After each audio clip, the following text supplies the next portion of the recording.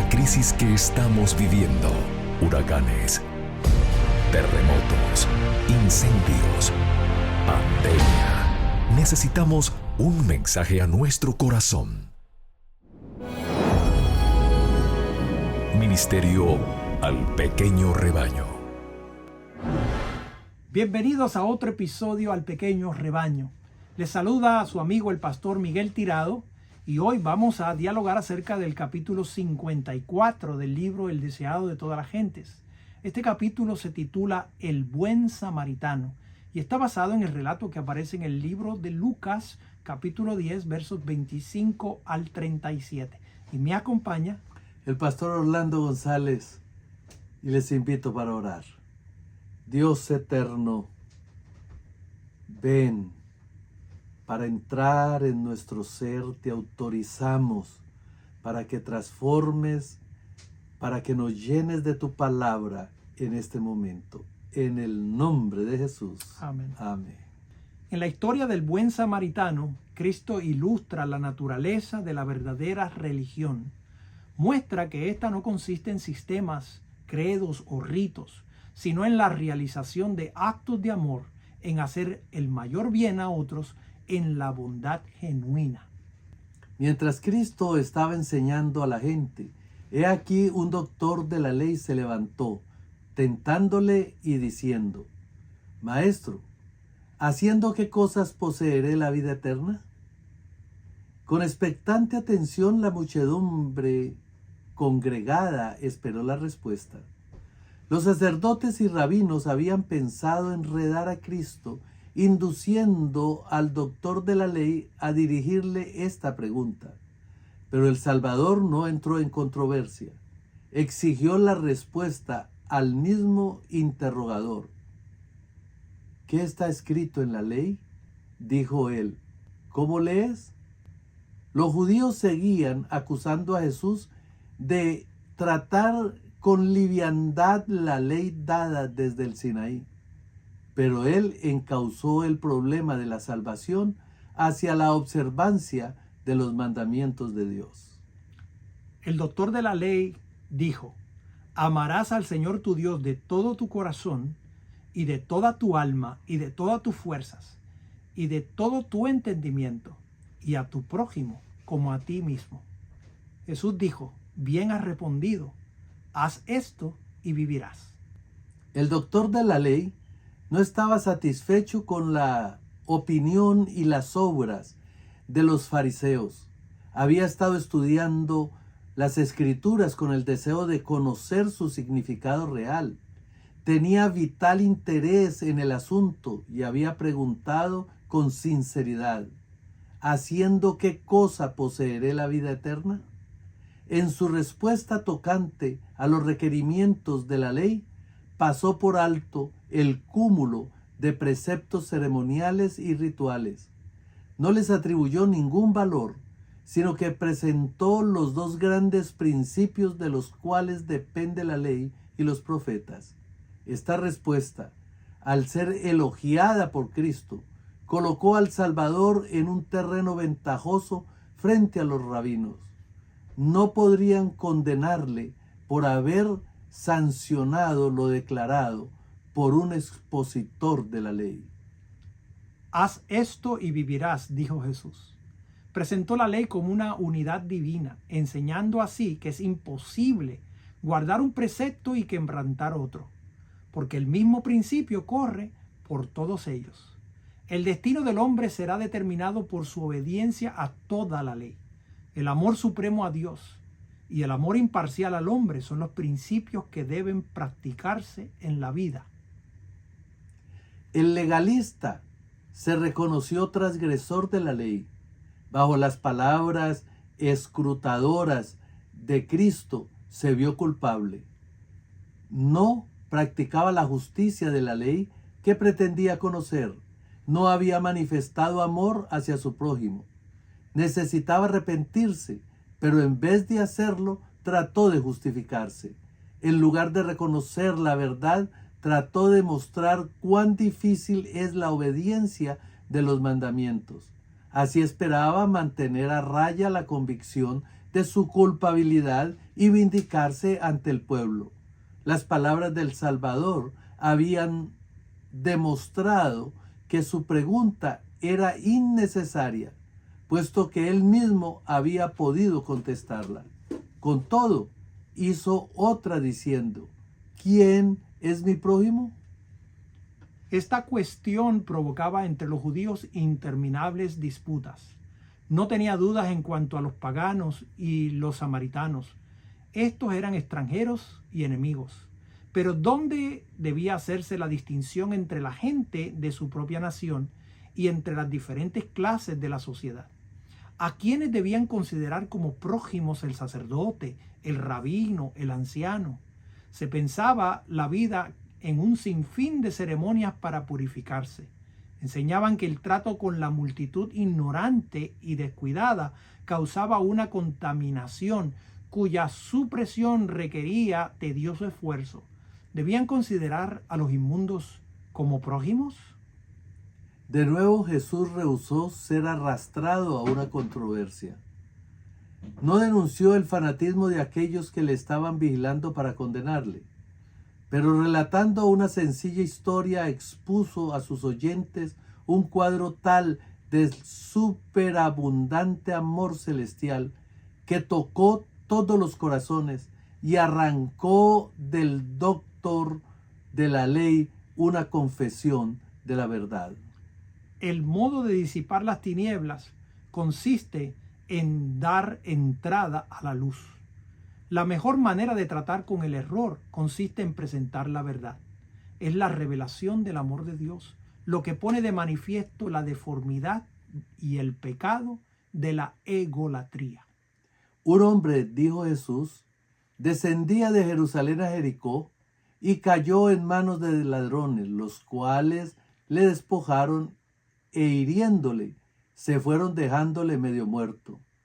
Y aconteció que descendió un sacerdote por aquel camino y viéndole, se pasó de un lado, y asimismo un levita, llegando cerca de aquel lugar, y viéndole, se pasó de un lado. Esto no era una escena imaginaria, sino un suceso reciente, conocido exactamente como fue presentado. El sacerdote y el levita que habían pasado de un lado estaban en la multitud que escuchaban la palabra de Cristo. Al ir de Jerusalén a Jericó, el viajero tenía que pasar por una región del desierto de Judea. El camino atravesaba una hondonada despoblada y peñascosa, que estaba infestada de ladrones, y era a menudo teatro de violencias. Era allí donde el viajero fue atacado, despojado de todo lo que tenía valor, herido y magullado, y dejado medio muerto junto al camino. Mientras yacía en esta condición, vino el sacerdote por ese camino, pero dirigió tan solo una mirada de soslayo al herido. Luego apareció el levita, curioso por saber lo que había acontecido, se detuvo y miró al doliente. Estaba convencido de lo que debía hacer, pero no era un deber agradable. Deseaba no haber venido por ese camino para no haber necesitado ver al herido. Se persuadió de que el caso no le concernía.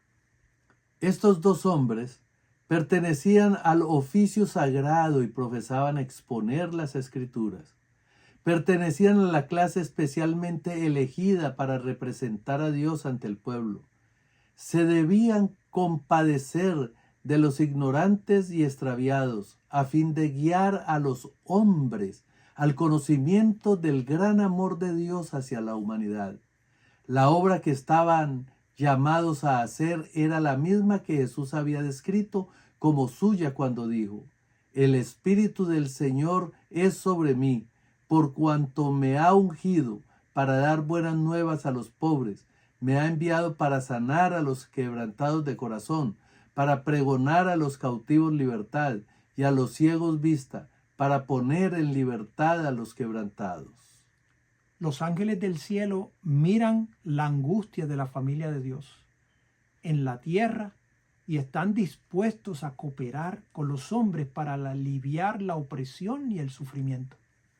En su providencia, Dios había guiado al sacerdote y al levita a lo largo del camino en el cual yacía el herido doliente, a fin de que pudieran ver que necesitaban misericordia y ayuda.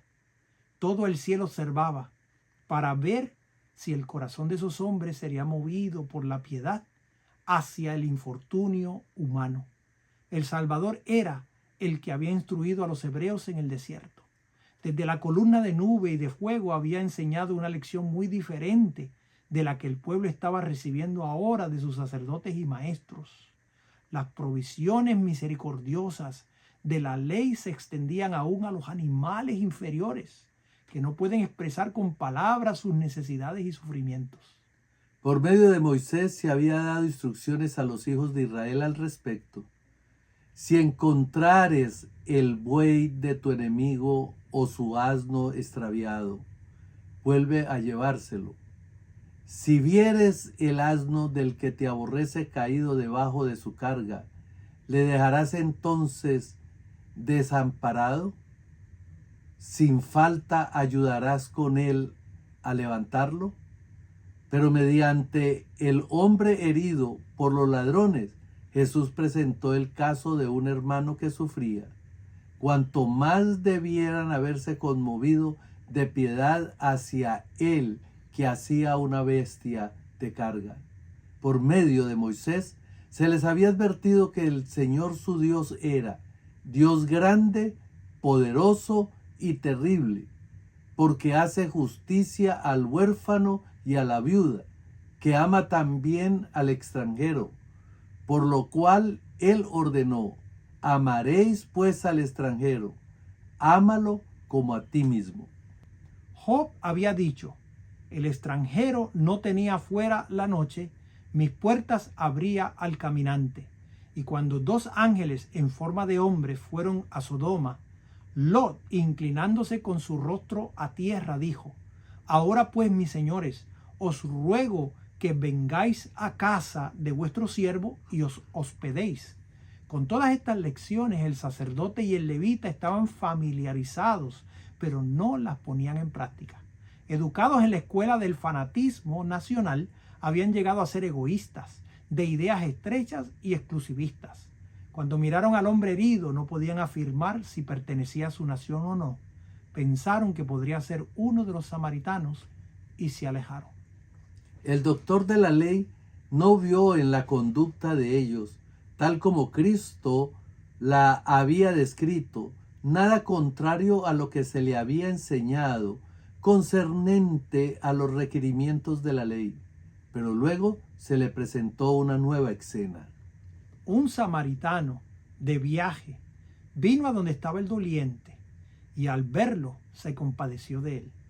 No preguntó si el extraño era judío o gentil. Si fuera judío, bien sabría el samaritano que, de haber sido los casos de ambos a la inversa, el hombre le había escupido en la cara y pasado de largo con desprecio. Pero no vaciló por esto. No consideró que él mismo se exponía a la violencia al detenerse en ese lugar. Le bastaba el hecho de que había delante de él un ser humano, víctima de la necesidad y el sufrimiento. Se quitó sus propias vestiduras para cubrirlo. Usó para curar y refrescar al hombre herido la provisión de aceite y vino que llevaba para el viaje. Lo alzó sobre su propia bestia y lo condujo lentamente a paso uniforme, de modo que el extraño no fuera sacudido y sus dolores no aumentaran. Lo llevó a un mesón y lo cuidó durante la noche, vigilándolo con ternura. Por la mañana, cuando el enfermo había mejorado, el samaritano se propuso seguir su camino. Pero antes de hacerlo, lo encomendó al huésped, pagó los gastos y dejó un depósito en su favor. Y no contento aún con esto, hizo provisión para cualquier necesidad adicional, diciendo al mesonero: cuídamele, y todo lo que de más gastares, yo cuando vuelva te lo pagaré. Después de terminar la historia, Jesús fijó sus ojos en el doctor de la ley, con una mirada que parecía leer su alma, y dijo: ¿quién pues de estos tres ¿te parece que fue el prójimo de aquel que cayó en manos de los ladrones? El doctor de la ley no quiso tomar ni aún ahora el nombre del samaritano en sus labios y contestó: el que usó con él misericordia. Jesús dijo: ve y haz tú lo mismo. Así la pregunta, ¿quién es mi prójimo?, está para siempre contestada. Cristo demostró que nuestro prójimo no es meramente quien pertenece a la misma iglesia o fe que nosotros. No tiene que ver con distinción de raza, color o clase. Nuestro prójimo es toda persona que necesita nuestra ayuda. Nuestro prójimo es toda alma que está herida y magullada por el adversario. Nuestro prójimo es todo aquel que pertenece a Dios. Mediante la historia del buen samaritano, Jesús pintó un cuadro de sí mismo y de su misión. El hombre había sido engañado, estropeado, robado y arruinado por Satanás y abandonado para que pereciese. Pero el Salvador se compadeció de nuestra condición desesperada. Dejó su gloria para venir a redimirnos. Nos halló a punto de morir y se hizo cargo de nuestro caso. Sanó nuestras heridas, nos cubrió con su manto de justicia, nos proveyó un refugio seguro e hizo completa provisión para nosotros a sus propias expensas. Murió para redimirnos, señalando su propio ejemplo, dice a sus seguidores: esto os mando, que os améis unos a los otros, como os he amado, que también os améis los unos a los otros. La pregunta del doctor de la ley a Jesús había sido: ¿haciendo qué cosas poseeré la vida eterna? Y Jesús, reconociendo el amor a Dios y al hombre como la esencia de la justicia, le había dicho: haz esto y vivirás.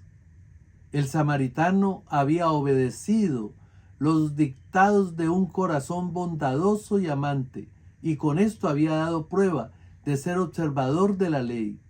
Cristo le ordenó al doctor de la ley: ve y haz tú lo mismo.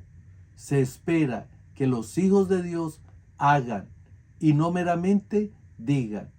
El que dice que está en él debe andar como él anduvo.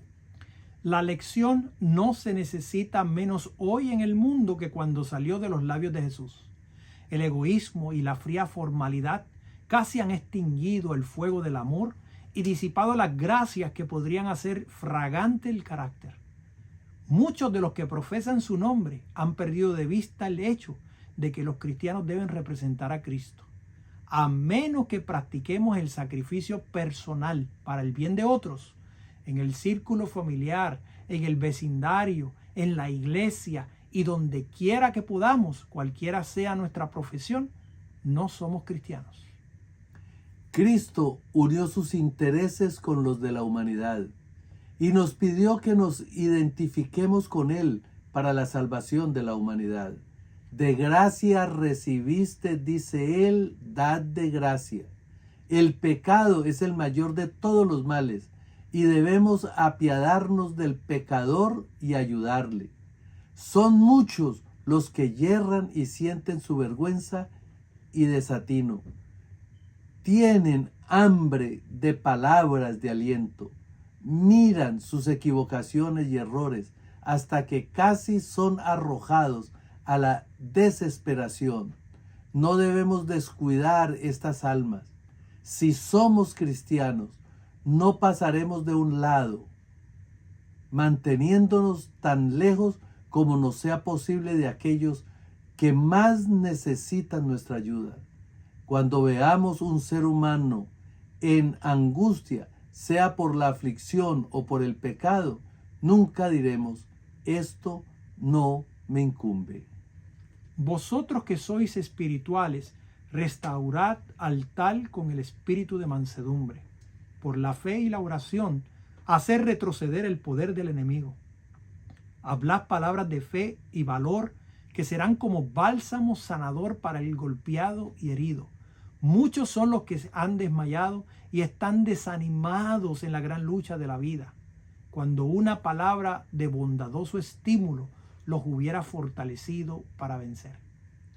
Nunca debemos pasar junto a un alma que sufre sin tratar de impartirle el consuelo con el cual somos nosotros consolados por Dios. Todo esto no es sino el cumplimiento del principio de la ley, el principio ilustrado en la historia del buen samaritano y manifestado en la vida de Jesús. Su carácter revela el verdadero significado de la ley y muestra qué es amar al prójimo como a nosotros mismos. Y cuando los hijos de Dios manifiestan misericordia, bondad y amor hacia todos los hombres, también atestiguan el carácter de los estatutos del cielo. Dan testimonio de que la ley de Jehová es perfecta, que vuelve el alma, y cualquiera que deja de manifestar este amor viola la ley que profesa reverenciar. Por el sentimiento que manifestamos hacia nuestros hermanos, declaramos cuál es nuestro sentimiento hacia Dios. El amor de Dios en el corazón es la única fuente del amor al prójimo. Si alguno dice, yo amo a Dios y aborrece a su hermano, es mentiroso, porque el que no ama a su hermano, el cual ha visto, ¿cómo puede amar a Dios a quien no ha visto? Amados, si nos amamos unos a otros, Dios está en nosotros y su amor es perfecto en nosotros. De manera clara, el Señor nos invita para que podamos experimentar en nuestra vida esas dos dimensiones: el amar a nuestro Dios y el amar a nuestro prójimo. Solo eso será posible si nosotros hemos desarrollado en nuestra vida el amor que Dios nos da y lo hemos transbordado hacia nuestro prójimo. Que el Señor nos bendiga. Te invito a inclinar el rostro para orar. Amoroso Padre, gracias por esta enseñanza. Aquí podemos ver en tu misericordia que somos nosotros los que somos medio muertos y que en tu misericordia tú te compadeciste de nosotros y siendo o estando fuera de este mundo como un extraño, decidiste venir y curar nuestras heridas con aceite y con vino, con tu Santo Espíritu y con tu sangre preciosa. Y nos cuidas y nos llevas al mesón. Gracias por tanto amor y tanto cuidado que no merecemos. Ahora permítenos, Señor, expresar ese amor a otros. En el nombre de Jesús. Amén. Amén. Esto ha sido un mensaje al pequeño rebaño. Dios te bendiga. Bendiciones.